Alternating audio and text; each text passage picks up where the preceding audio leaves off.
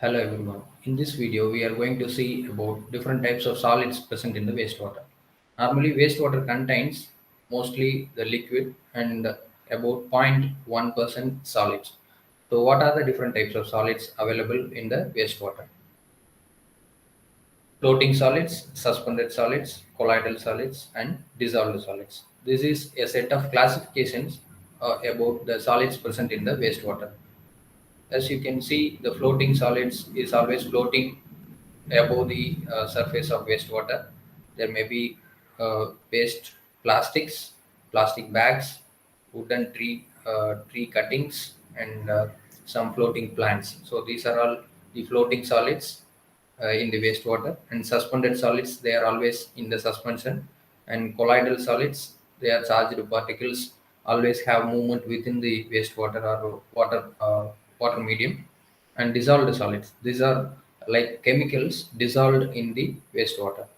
So this is a set of classification, and you can see the another set of classifications like organic solids and inorganic solids. So each and every previous classification like floating objects, colloidal solids, suspended solids, dissolved solids, they are all classified into these two categories. Chemically, we can call it as organic solids and inorganic solids. And if you take the organic solids, you can find biodegradable and non-biodegradable. What do you mean by biodegradable solids?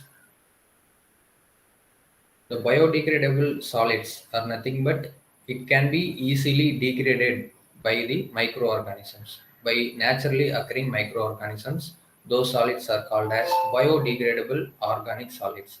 The examples of biodegradable organics are starch, fats, proteins, alcohols, acids, aldehydes, and esters. These are all some examples of biodegradable organics.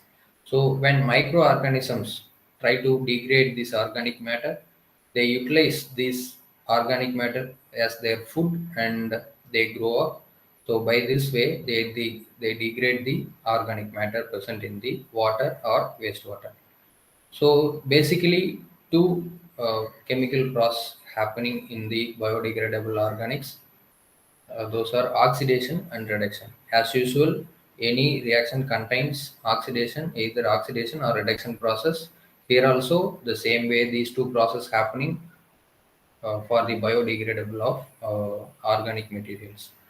So there are two reactions uh, happening in this biodegradable reactions. One is aerobic reactions. Aerobic reaction means the microorganisms survive in the presence of oxygen. Those organisms are called as aerobic organisms. So if the aerobic organisms try to degrade the organics means the reaction is called as aerobic reaction. That means the reaction is happening in the presence of oxygen. So we can expect the stable end products like nitrate and CO2 and water molecules. So aerobic reactions always give stable end products.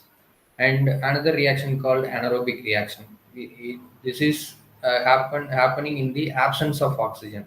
So the bacteria which are used for anaerobic degradation are called as anaerobic bacteria.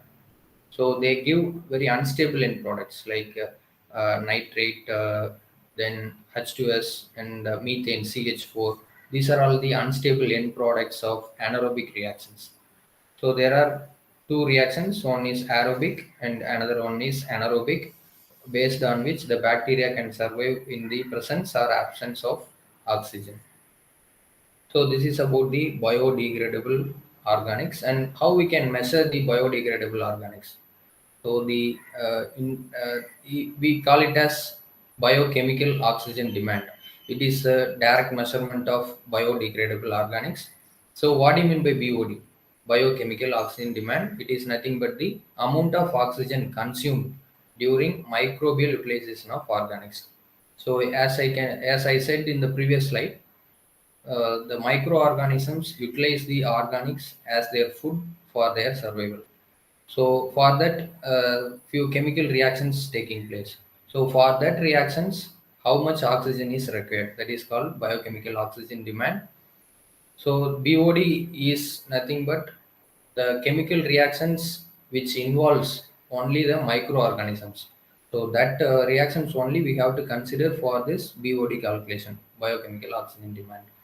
So normally we measure the BOD in the laboratory after 5 days at 20 degrees Celsius. That is called the standard BOD. So standard BOD is BOD after 5 days at 20 degrees Celsius. Next, non-biodegradable organics. What is non-biodegradable? There is nothing called non-biodegradable actually. It means the components are very slowly degrading. So with our expected time period, it cannot degrade easily. So we call it as non-biodegradables. So the process is decomposition or degradation, call it as non-biodegradable. The examples are tannic acid, lignic acid, cellulose, phenols, benzene, detergent compounds, organic pesticides, and industrial chemicals. These are all some complex materials which cannot be degraded very easily by the microorganisms. So we call it as non-biodegradable organics. So the oxidation process is very slow. So it requires some strong oxidizing agents like potassium dichromate. So that is what we are using for the calculation of for the determination of chemical oxygen demand (COD) in our laboratory. So how we can measure the organics? Generally, COD is the chemical oxygen demand. It is the oxygen requirement for the entire process, entire degradation process. Either it may be due to the microorganisms or direct chemical reactions. So the entire chemical process requires some oxygen. So it is measured by the COD, chemical oxygen demand.